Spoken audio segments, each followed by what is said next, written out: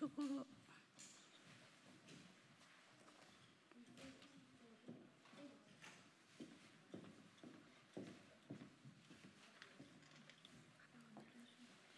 네, 시작하겠습니다.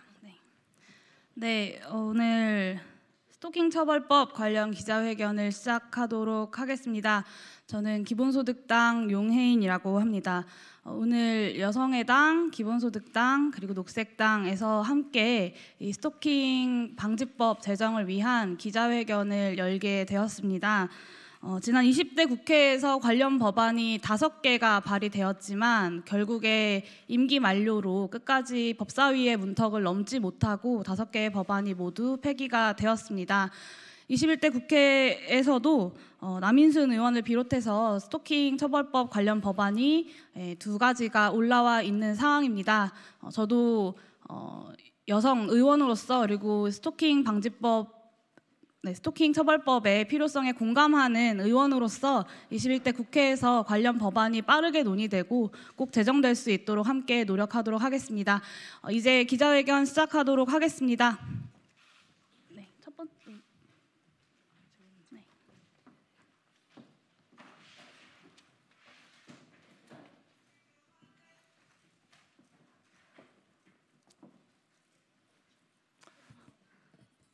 안녕하십니까. 저는 여성의당 경상남도당 공동위원장 이경옥입니다.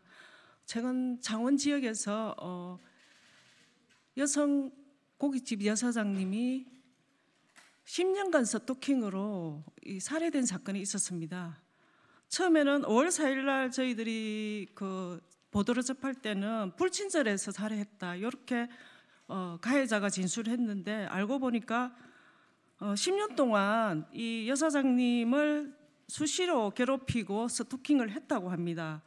그래서 남성은 10년 동안 수시로 괴롭히면서 특히 그 피해자 가족들이 그 남성의 집에 찾아가서 제발 좀 괴롭히지 말라고 사정까지 했다고 합니다. 정말 10년 동안 어떠한 괴롭힘을 당했는지 알 수 있는 지점이었습니다. 근데 이 여사장님이 너무나 괴롭히기 때문에 5월 3일 날 경찰에 신고를 했습니다. 경찰에 신고하고 나서 그 경찰이 이 가해자를 조사하고 금방 풀려났습니다. 그 이후 신고한 이후에 10시간 이후에 같은 아파트에 사시는 분이었습니다. 아파트의 입구에서 내려오는 그 여사장님을 수차례 칼로 찔러 살해한 사건이었습니다. 이렇게 10년 동안 괴롭힘을 당했는데도 이 경찰에서는 그 피해자에 대해 조치를 취하지 않았고 방관하고 그래서 결국에는 신고를 했지만은 경찰의 미온적 대처로 결국 살인까지 이르는 사건입니다. 이러한 괴롭힘이나 스토킹 처벌법이 20년 동안 국회에 상정되었지만 한 번도 처리되지 않고 지금 현재 스토킹 관련한 범죄는 괴롭힘으로 경범죄에 의해서 10만 원 이하의 벌금에 처하고 있습니다. 여성의당 경남도당은 이번 주 내에 1인 시위를 하고 있고 토요일 집회를 이어갈 예정입니다. 그리고 6월 달에 공판이 2차례 열린다고 알고 있습니다. 지속적으로 여성의당 경남도당은 법적 모니터링을 계속할 것이며 더 이상 여성이 살해되지 않고 평범한 일상을 살아갈 수 있도록 안전한 사회를 만들기 위해서 지역에서도 계속적인 노력을 할 것입니다. 특히 스토킹 범죄는 10번치가 안 넘어가는 나무 없다고 하면서 여성을 마치 나무와 같은 존재로 성적 대상화시키면서 스토킹을 마치 남성의 구애처럼 여기면서 힘을 실어주는 이 가부장제 사회가 여성을 결국 죽음까지 이르게 만들었습니다. 스토킹 범죄를 경범죄로 처벌하는 이 상황이 정말 말이 안 된다고 생각합니다.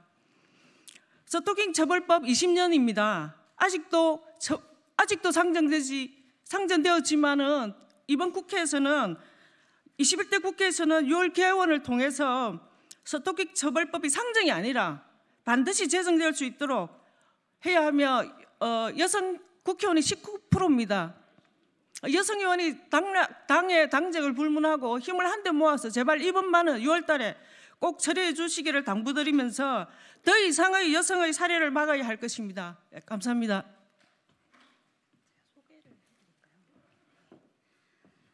네, 방금 발언은 여성해당 경남도당 이경옥 위원장님께서 경남에서 있었던 스토킹 끝에 살해당한 여성의 이야기를 해주셨습니다. 네, 이어서 계속해서 발언 이어가도록 하겠습니다. 지난 총선에서 페미니스트 후보로 서울 은평을에 출마했던 서울 기본소득당 신민주 위원장의 발언을 듣도록 하겠습니다. 네, 안녕하세요. 서울 기본소득당 상임위원장인 신민주입니다. 2017년 438건, 2018년 544건, 2019년 583건, 지난 3년간 경찰에 접수된 스토킹 범죄만 해도 1,500건이 넘습니다. 아마 실제 신고로 이어지지 않은 스토킹 범죄까지 치면 이보다 훨씬 많을 것입니다. 오랫동안의 스토킹 이후 가해자가 피해자를 살해하는 일이 빈번하게 발생합니다. 또 다른 범죄로 이어지는 일들도 존재합니다. 스토킹 범죄를 저지른 범죄자들이 제대로 된 처벌을 받을 수 있었다면, 피해자가 일상으로 돌아올 수 있었다면, 스토킹 범죄를 미연에 방지할 수 있는 법이 있었다면 우리는 스토킹 범죄 이후 일어나는 또 다른 가해를 막을 수 있었을지도 모르겠습니다. 21년 동안 12개의 법안이 발의되었으나 국회의 문턱을 넘은 것은 단 한 개도 없었습니다. 이제 21대 국회의 과제는 스토킹 처벌법이 통과되는 일이어야 합니다. 가장 먼저 주거 침입이나 직접적인 물리적 폭력을 동시에 적용해야 벌금형 이상의 형이 나왔던 지난 시기의 법을 바꿔야 합니다. 스토킹 행위 그 자체만으로 벌금형 이상의 형이 선고되고 징역형이 가능한 형태로 바뀌어야 합니다. 응급조치 또한 진행 중인 스토킹 사건뿐만이 아니라 종료되었지만 또 다른 피해를 발생시킬 수 있는 사건에 대해서도 필수적으로 적용되어야 합니다.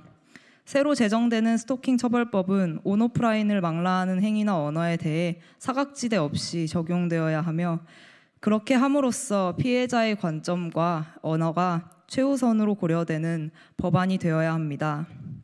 더 나아가 당사자뿐만이 아니라 스토킹 범죄가 가족과 동료 같은 밀접한 관계에 있는 사람들도 피해를 입는다라는 사실을 고려하여 생활상 밀접한 관계에 있는 동거인, 친족과 동료, 그리고 배우자도 법적으로 보호되어야 할 것입니다.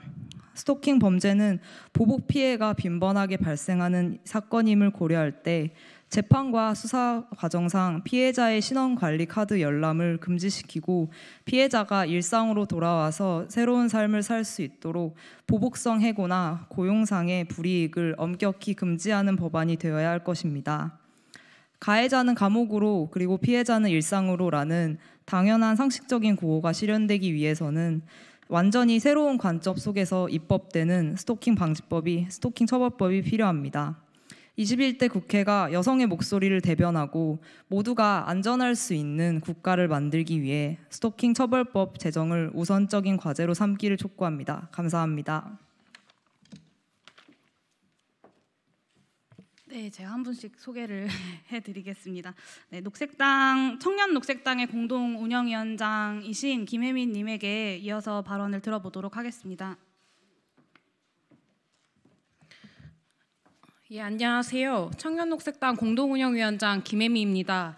10배, 딱 10배 수준입니다. 스토킹 신고 건수와 검거 건수의 차이는 딱 10배입니다.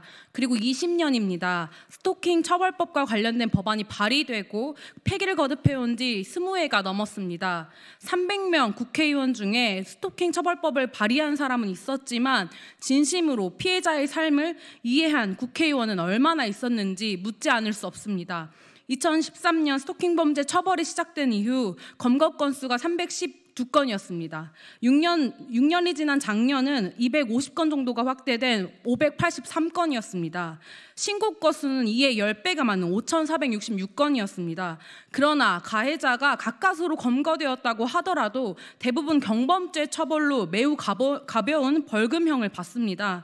경범죄 처벌 제3조에 따르면 상대방의 명시적 의사에 반하여 지속적으로 접근을 시도하여 면회 또는 교제를 요구하거나 지켜보기, 따라다니기, 잠복하여 기다리기 등의 행위를 반복하는 사람은 10만 원 이하의 벌금, 구류 또는 과료의 형으로 처벌한다고 되어 있습니다. 이같이 스토커에 대한 뚜렷한 처벌은 전혀 없는 상황입니다. 2020년 그리고 21번째 국회가 개원할 때까지 변하지 않은 불편한 진실입니다. 피해가 없으니 다행이다 라는 말로 지워져 버린 피해자들의 두려움과 상처는 측정도 환산도 불가능합니다. 신고를 해도 안전해질 수 없는 탓에 오히려 피해자들은 가해자들의 눈을 피해 도망 다닙니다. 이제 이런 말도 안 되는 일을 21대 국회에서 끝장내야 합니다. 작년 스토킹 범죄로 처벌받은 사람들이 낸 평균 범칙금은 9만 4천 원입니다. 숫자로만 확인해도 얼마나 이 나라가 스토킹 처벌에 범죄에 관대한지 볼 수 있습니다. 이러는 동안 피해자들의 삶은 어떻게 살았을까요? 보복을 당할까 두려워 신고도 제대로 못하고 불안에 시달리게 됩니다. 신고를 한 경우에도 상황은 전혀 나아지지 않습니다. 피해자들에게 발생하는 고통은 평범한 삶을 송두리째 망가뜨리게 됩니다. 외국의 경우 1990년대 이미 스토킹 범죄로 정의하고 처벌을 강화한 규정을 마련해 왔습니다. 독일은 2007년 형법 개정을 통해 스토킹 범죄 처벌에 관한 법률을 시행하고 있으며 온라인 스토킹뿐만 아니라 피해자의 친인척 등을 통해 접촉하는 시도를 스토킹으로 강조하고 처벌하고 있습니다. 이처럼 스토킹은 살해, 강간까지 이어지고 있는 것이 현실입니다. 성폭력 상담소 여성민우회 조사 결과에 따르면 스토킹 가해자의 협박을 받은 경우는 28%, 실제로 괴롭힘과 폭력을 당하는 경험은 71%까지 높아집니다. 이제 우리도 안전한 일상을 위협받는 현실을 뒤집어야 합니다.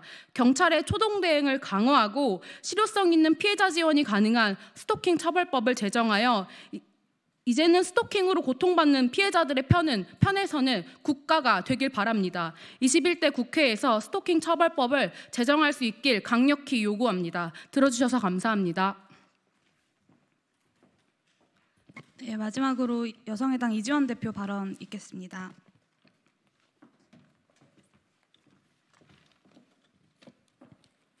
여성의당 공동대표 이지원입니다. 제15대 국회에서부터 스토킹 범죄 처벌에 관한 법안들이 발의되었습니다. 그러나 해당 법안들은 제20대 국회에서까지 모두 제대로 논의되지 못한 채 임기 만료로 폐기되었습니다. 이는 국회가 여전히 스토킹을 범죄로 이해하고 있지 않음을 단적으로 증명합니다. 스토킹은 지속적인 괴롭힘에서 그치지 않고 살해로 이어질 가능성이 매우 높은 범죄입니다.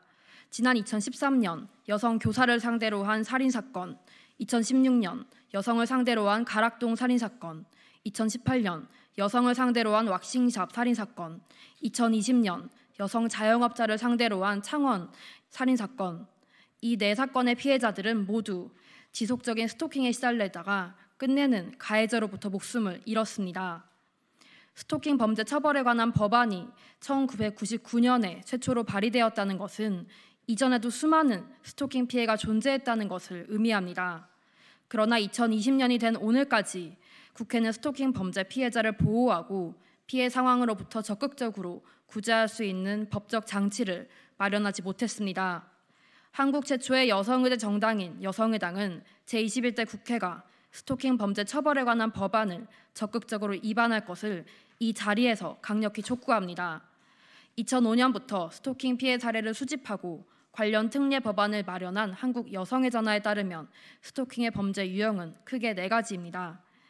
첫째, 피해자의 절대 다수는 여성이며, 둘째, 가해자의 대부분은 친밀한 관계에 있거나 있었던 사람입니다. 셋째, 스토킹은 통제에서부터 살인에 이르기까지 다양한 범죄 유형을 띠고 있으며, 넷째, 그 피해자는 당사자에 국한되지 않고 주변인들까지 확장됩니다. 지난 2018년 5월 법무부가 입법 예고했던 스토킹 범죄 처벌에 관한 특례 법안마저 피해자에 대한 잠정적인 보호 조치를 주 내용으로 하고 있습니다. 이것으로는 피해자가 살해될 위험을 내포하고 있는 스토킹 범죄를 실질적으로 예방할 수 없습니다. 국회는 이러한 스토킹 범죄의 특성을 고려하여 피해자의 인권을 실질적으로 보장하고 가해자에 대한 직접적인 제재와 처벌을 할 수 있는 스토킹 범죄 처벌 법안을 신속히 제정해야 합니다. 이에 여성의당은 국회가 스토킹 범죄 처벌 법안을 다음과 같이 제정할 것을 요구합니다. 첫째, 스토킹 가해자가 피해자의 일상을 불가하게 만드는 점을 최우선으로 고려해야 합니다. 스토킹은 단순한 괴롭힘이 아니라 생명, 신체의 안전상의 위협을 느낄 만한 공포나 두려움을 주는 등 자유로운 생활 형성을 침해하는 행위로 규정되어야 합니다. 둘째, 스토킹 범죄의 구성 요건은 피해자의 동의 없이 이루어지는 행위로 설정되어야 합니다. 스토킹이 상대방의 의사에 반하였는지를 범죄 구성 요건으로 할 경우 피해자가 어떤 의사표시를 하였는지가 쟁점이 될 수 있습니다. 그렇게 되면 스토킹 범죄는 피해자에게 입증 부담을 전가하는 사건으로 와전될 수 있습니다. 셋째, 스토킹 피해는 당사자에 국한되지 않습니다. 그러므로 피해자의 범위를 당사자뿐만 아니라 가족 및 동료 등으로 확대하여 규정해야 합니다. 넷째, 스토킹 가해자는 피해자의 거주지, 직장, 가족관계 등 개인적인 정보를 알고 있고 범죄의 특성상 재범 위험성이 높습니다. 그렇기 때문에 피해자 보호명령 제도를 강화하고 잠정 조치의 기간을 최소 6개월로 두어 피해자의 피해 상황을 충분히 심리할 수 있도록 해야 합니다. 다섯째, 가해자의 보복 위험과 피해자의 심리적 취약성을 고려하여 스토킹 범죄에서 반의사 불벌 조항을 삭제해야 합니다. 피해자들은 보복에 대한 두려움이 크기 때문에 처벌에 관한 의사를 제대로 밝히기가 어렵습니다. 이처럼 피해자의 의사에 반하여 공소를 제기할 수 없도록 하는 반의사 불벌 조항은 보복에 대한 두려움을 강화시킵니다. 또한 처벌 유무를 피해자의 의사로 결정하는 것은 피해자에게 또 다른 부담을 과중시켜 범죄의 본질을 흐리도록 합니다. 여섯째, 신고자와 피해자의 신변 안전 조치를 포함한 경찰의 초기 대응이 강화되어야 합니다. 스토킹에 해당하는 개별적인 행위가 당장은 중단되어 있더라도 전체적인 스토킹은 여전히 진행 중입니다.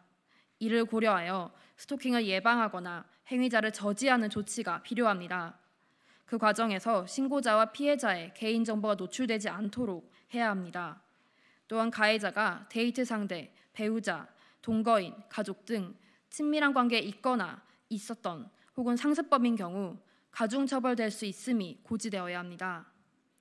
국회는 내부의 남성 중심성을 성찰하지 않은 채 그동안 수많은 여성 의제를 외면해 왔습니다.